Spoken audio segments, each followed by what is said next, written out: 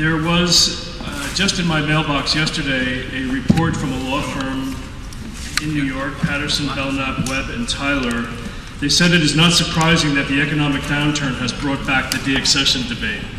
Museums, colleges, and universities have been hit with the one-two punch of watching their endowments shrink, while at the same time losing many of their major donors and themselves who have been hit by the market and perhaps by Mr. Madoff.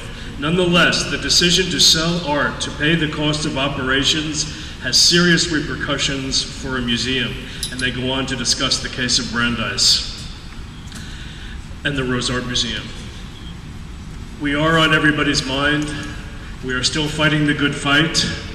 We are attempting to get this rather what we consider drastic decision reversed. And in the spirit of that, this symposium organized by Mark Auslander and his Department of Cultural Production and many other wonderful people who have been so much a part of the programming here at the Rose Art Museum, we are enormously grateful to you. And on behalf of all of us here at the Rose, I want to welcome you and hand the podium over to Mark. Thank you very much.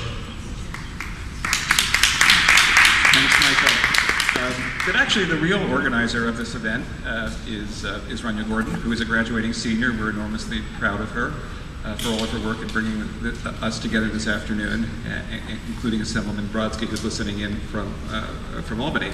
So Rania, I'm going to turn the microphone over to you for an introduction of the Assemblyman, and then we'll have a conversation with the Assemblyman about his work, about his perspective on this particular situation and the larger legislative implications. Professor Auslander. So welcome and thank you all for coming. My name is Ronia Gordon and I'm the student organizer. So it's my privilege to introduce our distinguished panelists, and so we're going to, because of the tight schedule, jump to introducing the Assemblyman Richard Brodsky. Richard Brodsky represents the 92nd New York State Assembly District in Westchester County, New York.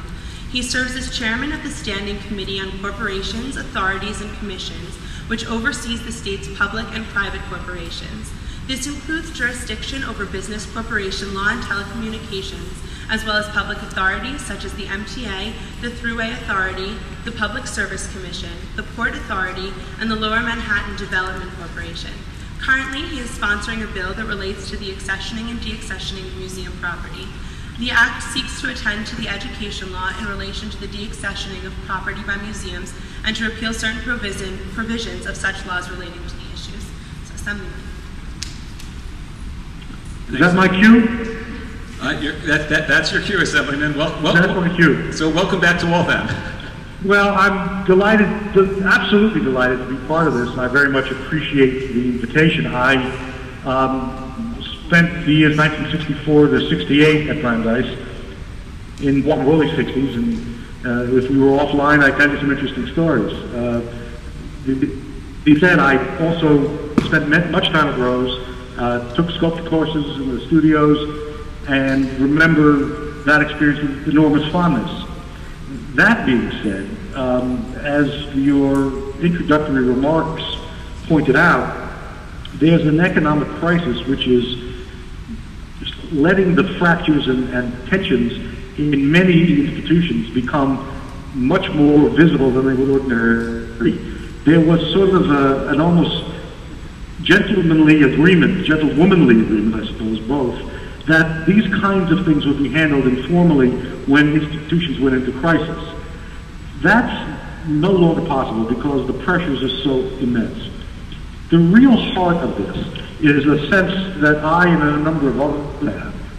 The art that exists within museums is held in a public trust.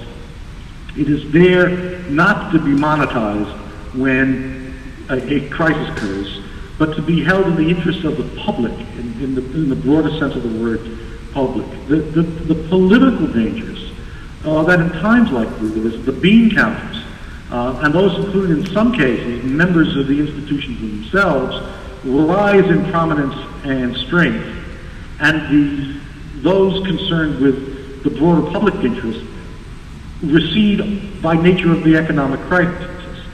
Given that broad reality, we put out a bill which is moving forward within the Assembly and the Senate, which simply says that a museum must decide for itself what its collections